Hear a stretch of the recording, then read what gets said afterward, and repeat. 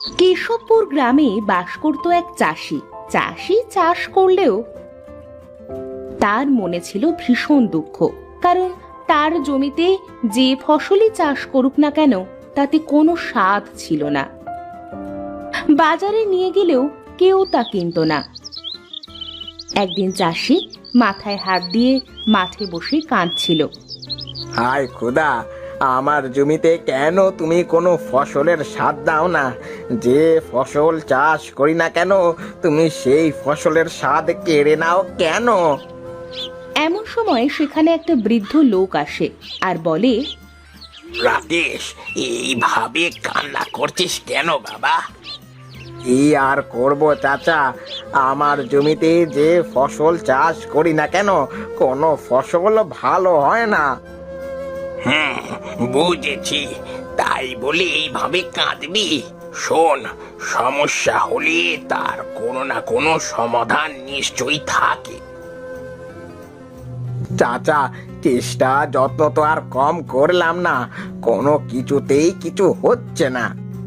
শোন, সব সময় কিছু একরকম করে ভাবলে হয় না, কিছু কিছু সময় বুদ্ধিটা উল্টো করেও কাজ করতে হয়।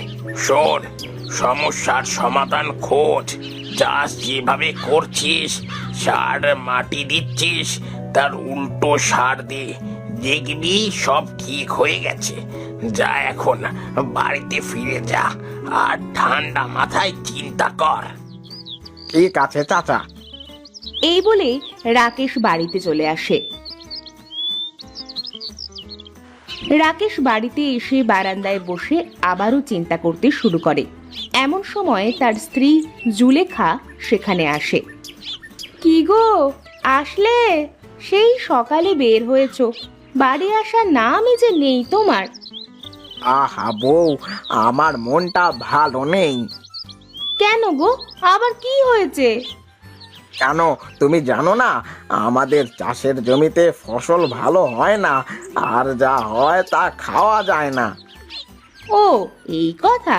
দেখো, ওপরওয়ালা যদি তোমার জমিতে ভালো ফসল না দেয় তাহলে কি করবা বলো?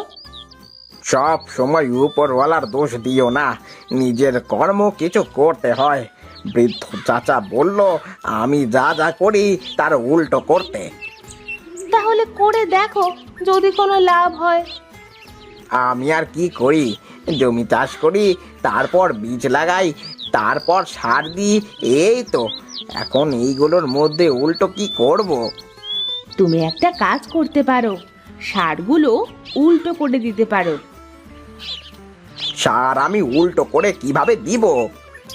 তুমি তো কীটনাশক ব্যবহার করো, এখন তুমি জৈব সার ব্যবহার করতে পারো। হ্যাঁ, তুমি ঠিক বলেছ। আমি কাল থেকে আবার জমি চাষ করতে শুরু করব আর জমিতে জৈব সার দিব।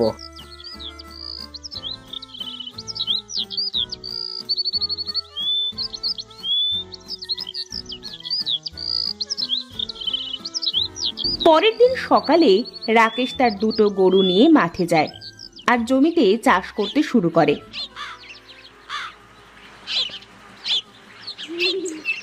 এমন সময় সেখানে নিতাই আসে। আরে রাকেশ, জমিতে আবার কি চাষ করবি?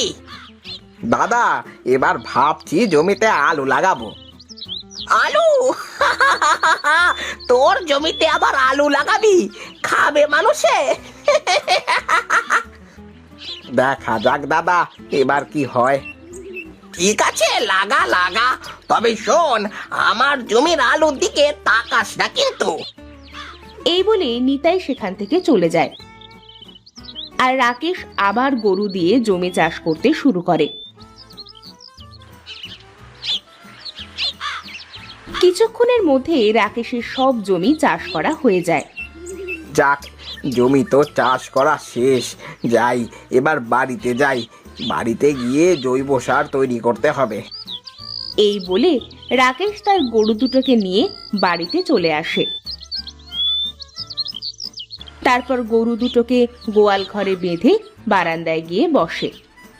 বউ, ও বউ, কোথায় গেলে? এক গ্লাস জল নিয়ে আসো দেখি। এই নাও জল। দাও দাও, গলা একেবারে শুকিয়ে গেছে। তোমাকে কিছু পচা গোবর আর ছাই গুছিয়ে রাখতে বলেছিলাম, রেখেছো? হ্যাঁ গো হ্যাঁ, ওই দেখো উঠানে সব কিছু গুছিয়ে রাখা আছে, কিন্তু শুধুমাত্র নিম পাতাটা আমি নিয়ে আসতে পারিনি গো। আচ্ছা ঠিক আছে, আমি নিম পাতাটা নিয়ে আসছি। তুমি ছাই আর পচা গোবর একসাথে মেশাও তো, আমি আসছি। এই বলে রাকেশ নিম পাতা নিয়ে আসতে চলে যায়, আর জুলেখা তখন পচা গোবর আর ছাই একসাথে মেশাতে শুরু করে। এখন নিম পাতা কোথায় পাই, কোথায় পাই? যাই, পুকুর পাড়ে নিম গাছটা থেকে পাতা পেড়ে নিয়ে আসি। রাকেশ হাঁটতে হাঁটতে পুকুর পাড়ে যায়।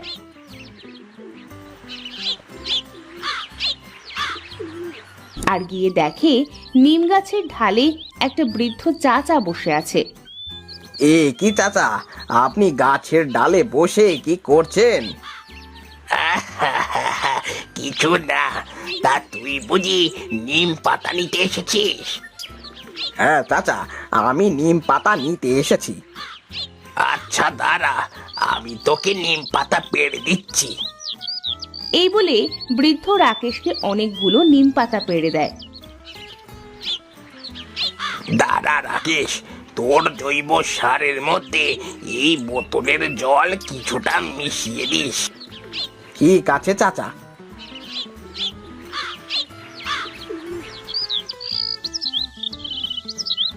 ওগো, তুমি এসেছো? হ্যাঁ, এই তো নিম পাতা আর চাচার দেওয়া জল নিয়ে এসেছি।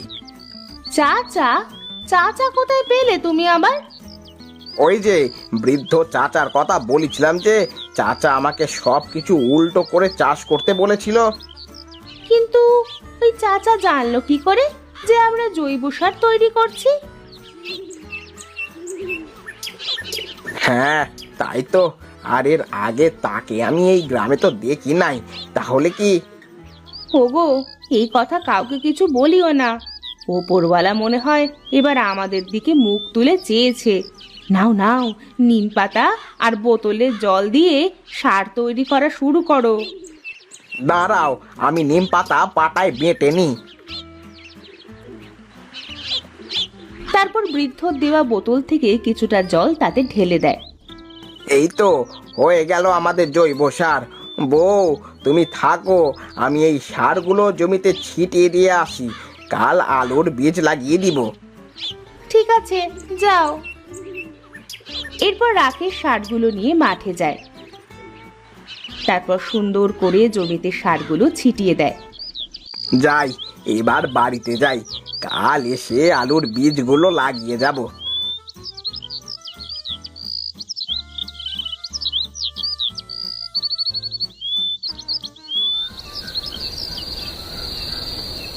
ওপরওয়ালাই জানে এবার আমাদের কপালে কেমন ফসল হবে। হ্যাঁ গো, এবার ফসল ভালো না হলে তো আমরা পথে বসবো। তুমি কোনো চিন্তা করো না, এখন ঘুমিয়ে পড়ো। কাল বীজগুলো লাগাও তো। ওপরওয়ালা যা করবেন ভালোর জন্যই করবেন। এই বলে জুলেখা আর রাকেশ ঘুমিয়ে পড়ে।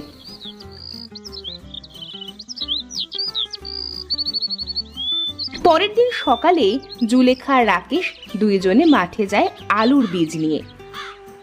তারপর তারা সেগুলো তাদের জমিতে লাগিয়ে দেয়। যাক, আলুর বীজগুলো লাগানো হলো। হ্যাঁ, এখন ওপরওয়ালার উপরই ভরসা করো, যাতে আমাদের ফসল ভালো হয়। বেশ কিছুদিন কেটে যায়। আলু গাছগুলো বড় বড় হয়, আর এবার আগের তুলনায় রাকেশের জমিতে ফসল অনেক ভালো হয়। বাহ, বেশ ভালো ফসল হয়েছে দেখছি এবার আমার জমিতে। দেখি তো আলুগুলো কেমন হয়েছে। আলুগুলো তো বড় বড় হয়ে গেছে, কিছু দিনের মধ্যে তোলা যাবে দেখছি। এবার আগে নিজে খাবো, তারপর বাজারে বিক্রি করব। যাই, আলুগুলো নিয়ে বাড়িতে যাই।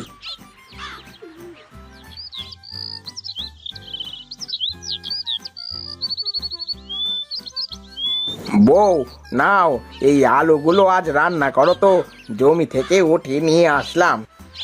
বাহ, সুন্দর আলু হয়েছে তো আমাদের। দাও দাও, নিয়ে গিয়ে রান্না করি। জুলেখা আলুগুলো নিয়ে গিয়ে রান্না করে। কিছুক্ষণ পর তা দিয়ে রাকেশকে ভাত খাইতে দেয়। আহা, দারুণ স্বাদ হয়েছে আলুর। বউ বউ, খেয়ে দেখো আলু কত মিষ্টি খেতে। হ্যাঁ গো, তাই তো দেখছি। যাক, ওপরওয়ালা মনে হয় এবার আমাদের দিকে মুখ তুলে তাকিয়েছেন, বলো? হ্যাঁ গো, কাল আমি আলু তুলে বাজারে বিক্রি করতে যাব। পরের দিন রাকেশ জমি থেকে আলু তুলে বাজারে বিক্রি করতে যায়। আলু নিয়ে যান, আলু, মিষ্টি আলু, খেতে দারুণ সুস্বাদু। রাকেশ, তুই আবার আলু নিয়ে এসেছিস? তোর আলু তো খাওয়া যায় না। নিতাই দাদা, একবার নিয়ে যাও, খেয়ে দেখো, মুখে লেগে থাকবে। রাকেশ নিতাইকে আলু দেয়। সেদিন রাকেশের আলু দেখতে দেখতে ফুরিয়ে যায়।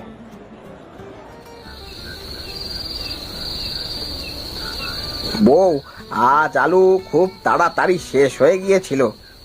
তা বেশ, এখন দেখা যাক কাল সকালে আলু খেয়ে কে কি বলে।